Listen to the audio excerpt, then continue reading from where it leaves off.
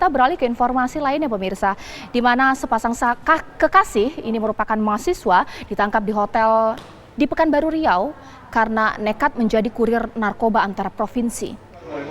Ternyata berdasarkan penelusuran pemirsa, sepasang kekasih tersebut menjadi kurir narkoba antar provinsi dengan upah 45 juta rupiah. Polisi menggeledah kamar sepasang kekasih tersebut. Saat penggeledahan, petugas menemukan sabu yang menempel di badan pelaku. Bahkan saat polisi datang, keduanya hendak check out dari kamar.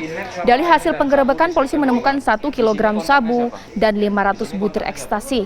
Kedua sejoli ini mengaku masih berstatus mahasiswa dan melakukan transaksi di jalanan. Rencananya narkoba akan dibawa ke Samarinda, Kalimantan Timur dengan imbalan 45 juta rupiah. Atas perbuatannya tersangka terancam hukuman seumur hidup atau hukuman mati.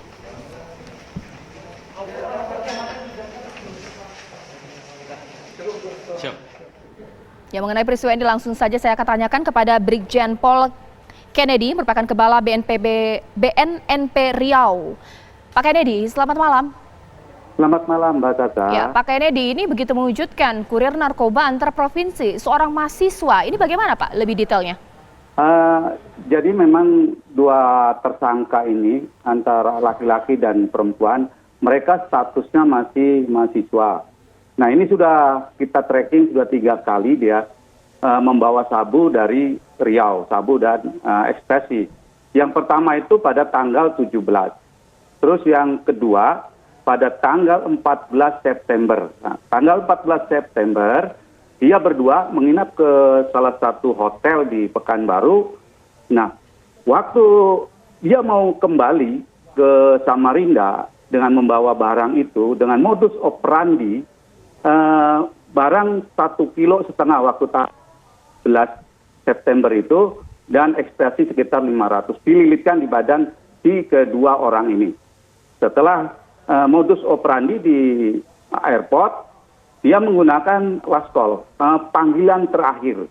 Jadi dia seolah-olah buru-buru panggilan terakhir dari hotel langsung ke airport. Maka ada yang ketinggalan sabu di hotel. Nah, begitupun pada tanggal 24 September yang bersangkutan dua orang ini datang lagi ke Pekanbaru dengan mau membeli sabu dan ekstasi.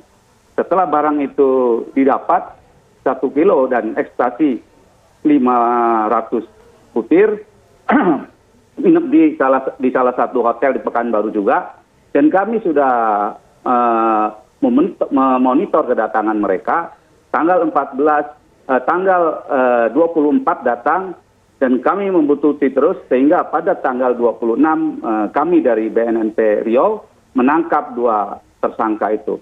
Dan ini modus yang digunakan sama, jadi waktu ditangkap dia akan berangkat ke Samarinda 2 orang ini dengan terburu-buru menggunakan last call atau panggilan terakhir di bandara sehingga mungkin security di bandara juga karena buru-buru tidak begitu teliti dan ini biasanya lancar, 2 kali lancar dan ketiganya alhamdulillah kita bisa menangkap 2 tersangka ini.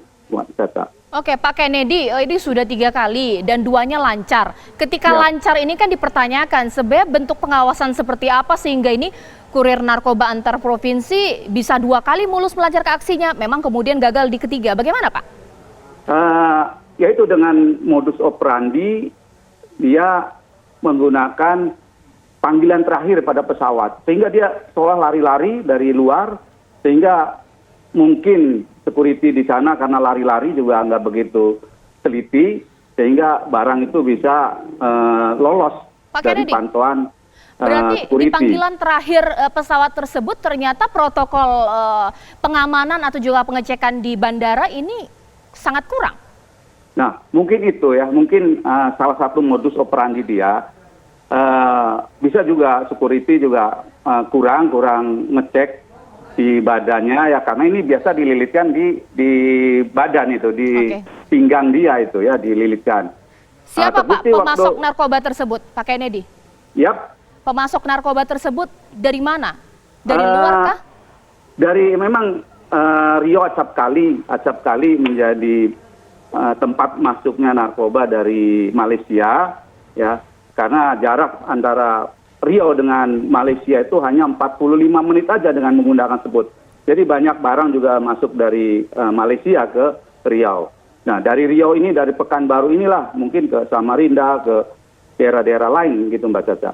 Baik Pak, dikatakan bahwa ini tepatnya 1 kilo sabu dan ratusan butir ekstasi akan diedarkan di jalanan. Nah, pihak BNN di sana percaya tidak ini jumlah yang cukup besar? Atau ada pihak lain yang sebenarnya akan disetor barang haram tersebut Pak? Bagaimana penelusurannya? Nah, kami sudah men-tracking termasuk menyita dari handphonenya juga. Kita akan melihat nanti bagaimana dia komunikasi dengan siapa saja. Yang jelas kita sudah dari BNP Riau sudah mengantongi nama-nama DPO yang memasukkan atau yang memberikannya itu Mbak. Nah, dia mau dibawa ke Samarinda. Baik, terima kasih Pak atas waktunya. Brigjen Pol Kennedy, Kepala BNNP Riau.